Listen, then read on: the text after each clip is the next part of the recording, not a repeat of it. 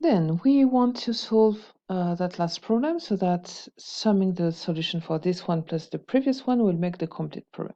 Well, what is that one? So we still have depletion of u is equal to 0. That means d2u dx2 plus d2 square du over dy square is equal to 0 inside of my square. And on the boundaries, what do I have? So that's supposed to be a square. U of 0y, all right, so that's this one. And u of 1y, that's this one. And they are both equal to 0. Okay, and on the other ones, I get x for the bottom one, and I get x2 for the top one. Okay, so what do?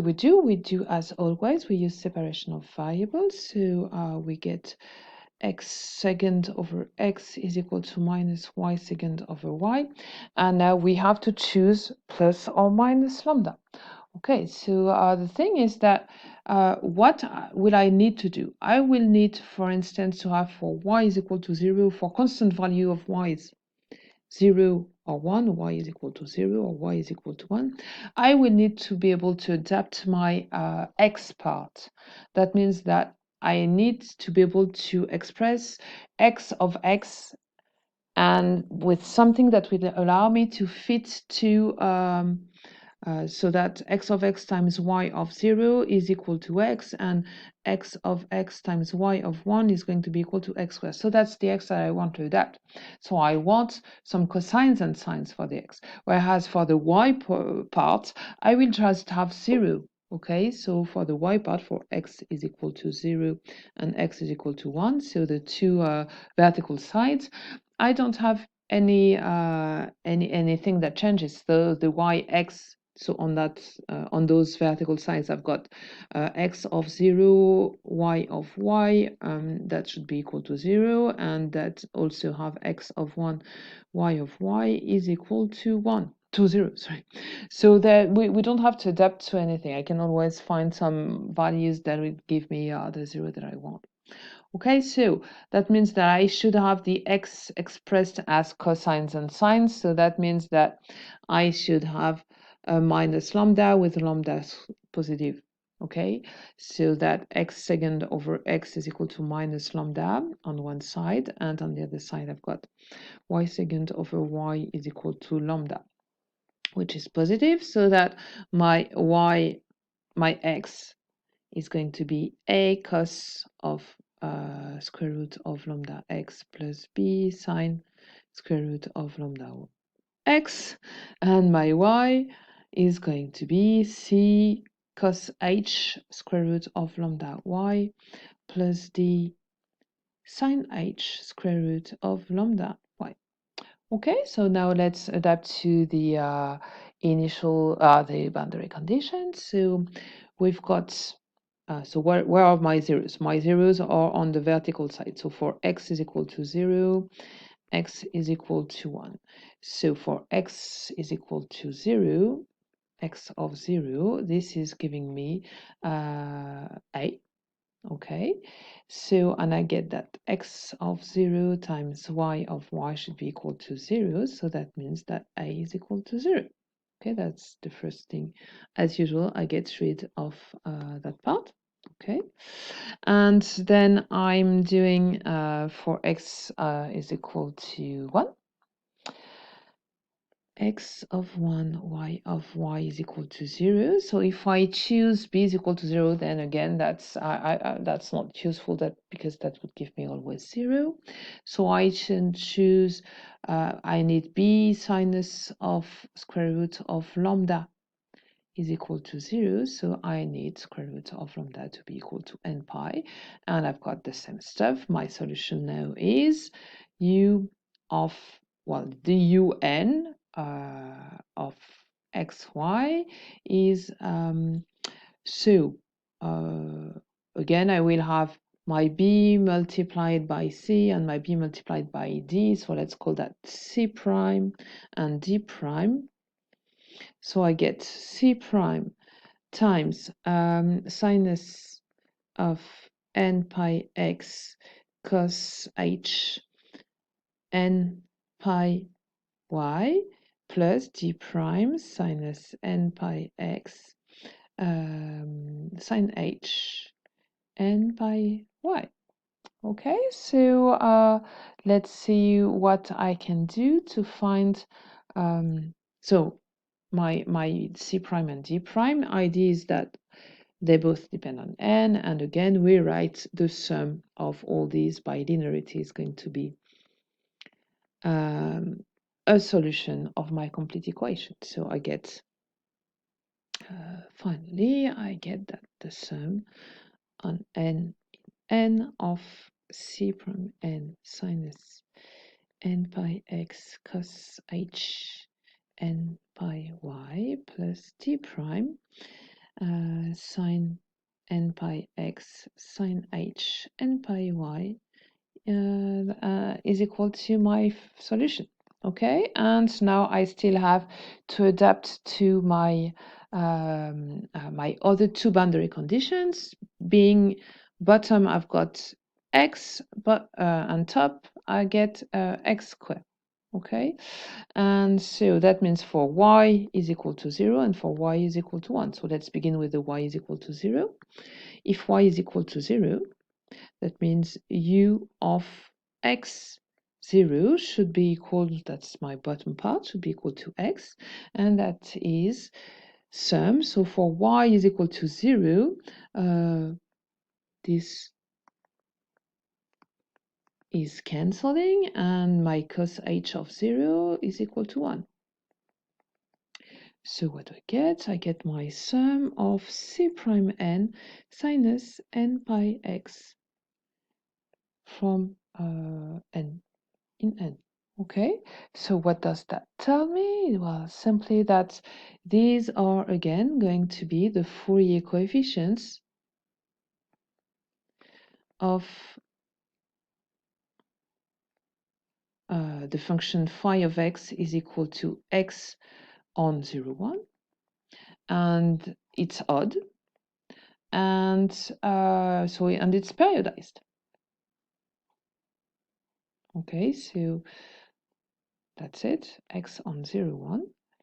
It's odd, so this is it, and it's been periodized. So that's the Fourier transform of the Fourier coefficients of this function that I'm looking for, okay, the trigonometric ones.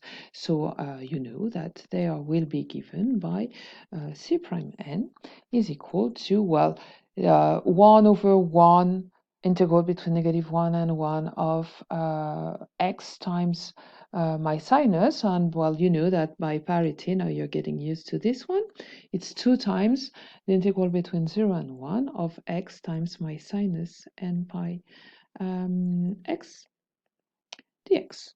Okay, and this, you know how to treat that by IBP. Okay, so we put u is equal to x, u prime is equal to 1, v prime is equal to sinus n pi x, v1 over minus 1 over n pi cos n pi x, so that we get 2 times. So minus x over n pi cos n pi x in 0 and 1. Okay, and I get minus minus plus, so I get my trailing 2 over n pi integral between 0 and 1 cos n pi x dx.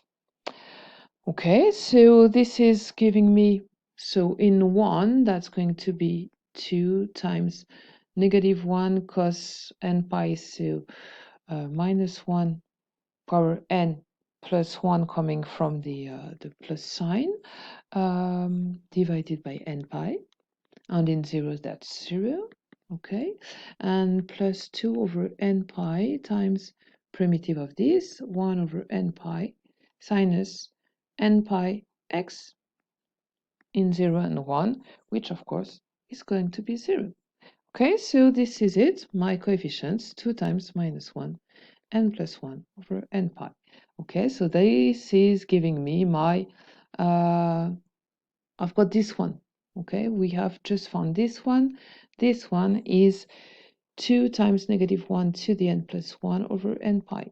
So the last one that I should find is this one. So we just have our last boundary condition to apply. So maybe I should go on that side. Okay. So last boundary condition tells me that u of x1 is equal to x2.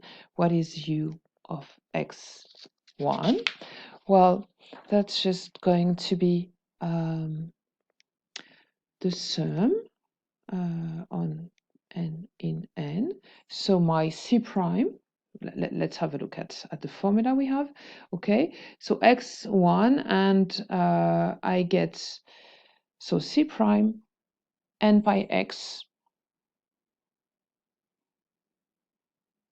cosine of n pi times 1, okay, plus d prime n by x sinus of sine h of n pi y. Okay, so let's write this completely. U of x1 is equal to x squared. That's equal to the sum c prime n cos h of n pi plus d prime n. I'm going to factor with the sine x, sine n pi x, d prime n sine h. Sorry, that was a cos h of n pi. Okay, times sinus n pi x. Okay, and we already know the c prime. What is unknown is that thing. But I'm going to use exactly the same idea as before. This whole thing indicates that this is equal to the Fourier coefficients for the function x squared that has been extended by odd parity. Why? Because I've got the sinus here, okay, and periodized. What does it look like? It's just like that's x squared and then extended by odd parity, okay? So that's something like this, right? But anyway, I know how to find this, so using the same stuff as before. So let's call that my kn coefficient that I'm looking for. Kn, then it's just going to be, using the same trick as always, 2 times the integral between 0 and 1, x2 times sinus n pi x dx. Okay, you need to do a double IBP. Okay, so either you do it now, or I'm just going to give you the results, or you will do it later. But check that you are able to find the same stuff. You should find that this coefficient is equal to 2 times negative 1 power n plus 1 over n pi plus 4 over n cube pi cube negative 1 to the n minus 1. Okay, so check that this is what you find, all right? And then finally, we remember that this value that we found actually corresponds to this. And what is the last unknown here? It's the d prime n. Okay, so d prime n is given by the kn. The last thing we need to find is going to be, well, we get c prime n cos h n pi plus d prime n sine h n pi. So it's going to be given by kn minus cn prime that we found earlier, cos h n pi divided by the sine h n pi. Okay, and well, you can really re-express the kn and the c prime n, but this is really what we need to know that we are able to find the whole stuff. Okay, and so that will give you the complete solution, right? We have found all the unknown coefficients in that formula, the c prime n. From this one we find the d prime n. Okay, and so that we are able to build the complete solution to that second part of the problem, okay, to that one, right? And so finally, to get a solution for the whole stuff, you realize it's the same equation, and then these boundary conditions are just the sum of this one and that one, okay? And that's it, all right? You just have to sum the two parts of the solution that we have found.